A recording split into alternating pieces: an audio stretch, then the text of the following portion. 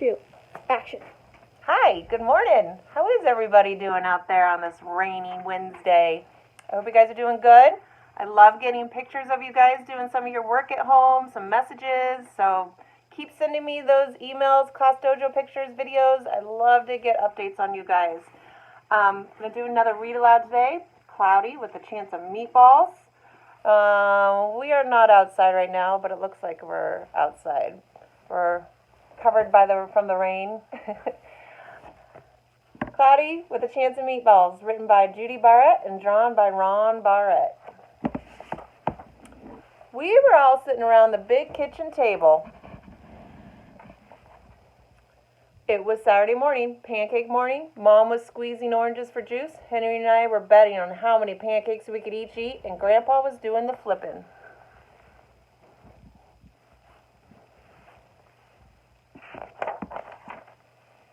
Seconds later, something flew through the air, headed toward the kitchen ceiling, and landed right on Henry.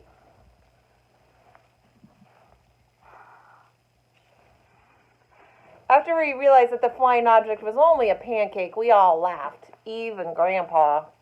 Breakfast continued quite uneventfully. All the other pancakes landed in the pan, and all of them were eaten, even the one that landed on Henry.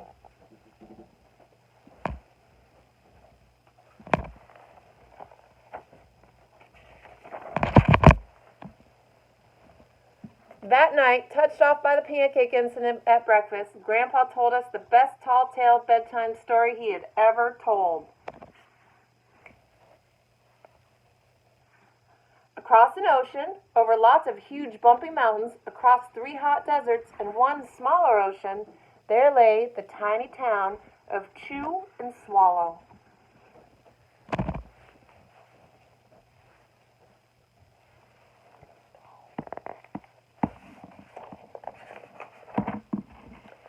In most ways, it was very much like any other tiny town. It had a main street lined with stores, houses, with trees and gardens around them, a schoolhouse, about 300 people, and some assorted cats and dogs. But there were no food stores in the town of Chew and Swallow. They didn't need any. The sky supplied all the food they could possibly want. The only thing that was really different about Chew and Swallow was its weather. It came 3 times a day at breakfast, lunch, and dinner. Everything that everyone ate came from the sky.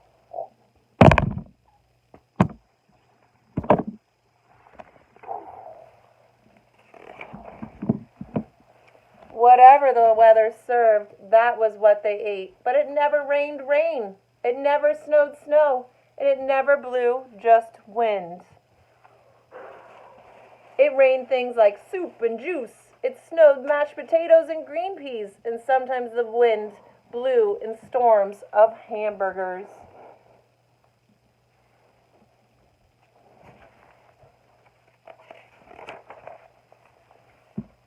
The people could watch the weather report on television in the morning, and they would even hear a prediction for the next day's food. When the townspeople went outside, they carried their plates, cups, glasses, forks, spoons, knives, and napkins with them. That way, they could always be prepared for any kind of weather. If there were leftovers, and there usually were, the people took them home and put them in their refrigerators in case they got hungry between meals.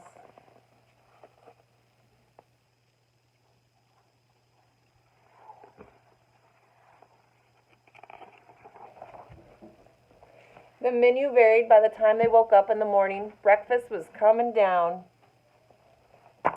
After a brief shower of orange juice, low clouds of sunny side-up eggs moved in, followed by pieces of toast, butter and jelly sprinkled down for the toast, and most of the time it rained milk afterwards.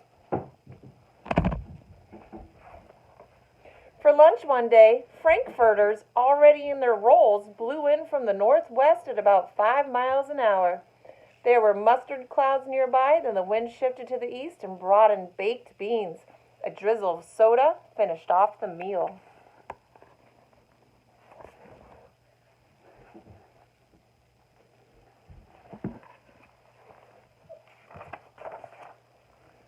During one night, dinner one night consisted of lamb chops becoming heavy at times with occasional ketchup.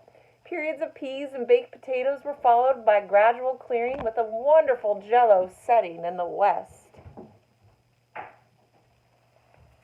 The sanitation department of Chew and Swallow had a rather unusual job for a sanitation department. They had to remove the food that fell on the houses and sidewalks and lawns. The workers cleaned things up after every meal and fed all the dogs and cats. Then they emptied some of it into the surrounding oceans for the fish and turtles and whales to eat. The rest of the food was put back into the earth so that the soil would be richer for the people's flower gardens.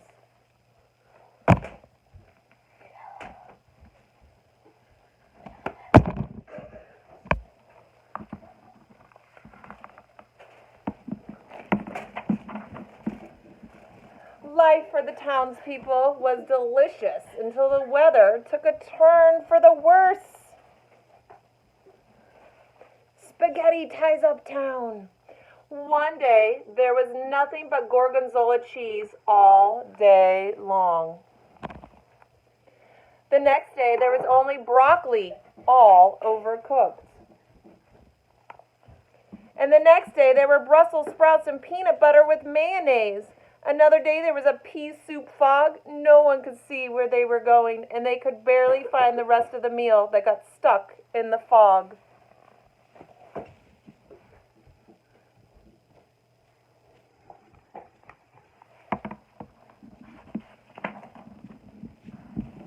The food was getting larger and larger, and so were the portions. The people were getting frightened. Violent storms blew up frequently. Awful things were happening. One Tuesday, there was a hurricane of bread and rolls all day long and into the night. There were soft rolls and hard rolls, some with seeds and some without. There was white bread and rye and whole wheat toast. Most of it was larger than they had ever seen before, and rolls before. It was a terrible day. Everyone had to stay indoors. Roofs were damaged, and the sanitation department was beside itself. The mess took the workers 4 days to clean up, and the sea was full of floating rolls. To help out, the people piled up as much bread as they could in their backyards. The birds picked at it a bit, but it just stayed there and got staler and staler.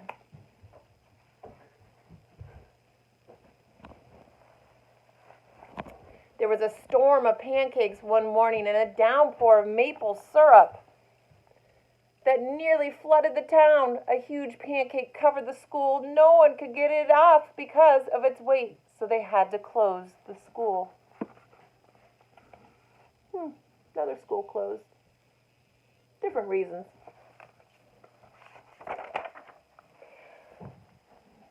Lunch one day brought 15-inch drifts of cream, cheese, and jelly sandwiches. Everyone ate themselves sick, and the day ended with a stomachache. There was an awful salt and pepper wind accompanied an even worse tomato tornado. People were sneezing themselves silly and running to avoid the tomatoes. The town was a mess. There were seeds and pulp everywhere.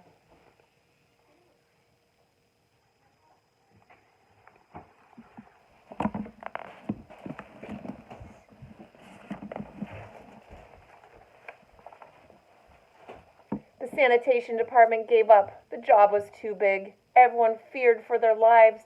They couldn't go outside most of the time. Many houses had been badly damaged by giant meatballs. Stores were boarded up, and there was no more school for the children.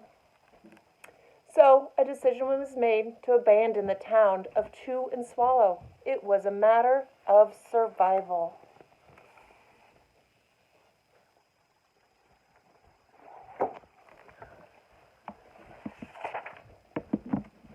The people glued together the giant pieces of stale bread sandwich style with peanut butter, took the absolute necessities with them, and set sail on their rafts for a new land.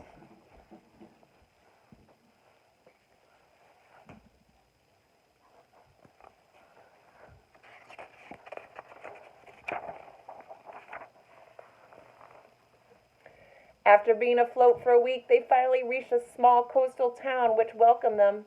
The bread had held up surprisingly well enough for them to build temporary houses for themselves out of it. The children began school again,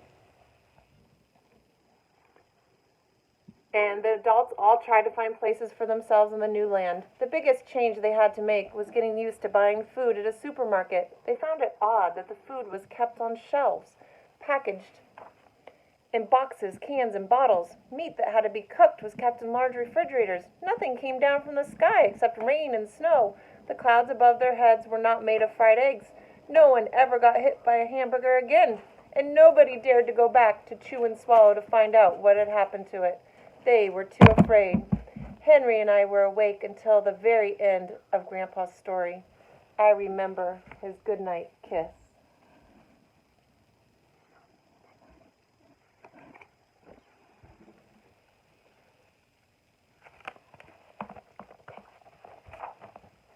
The next morning, we woke up to see snow falling outside the window.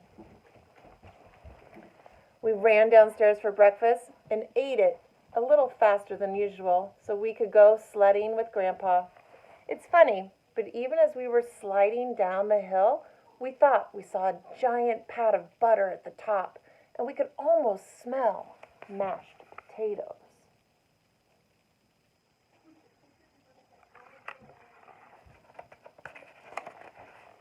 The end. I hope you guys have a great day. I'm really proud of you for working hard and being calm. Let me know what you're up to. Take care, guys. Bye.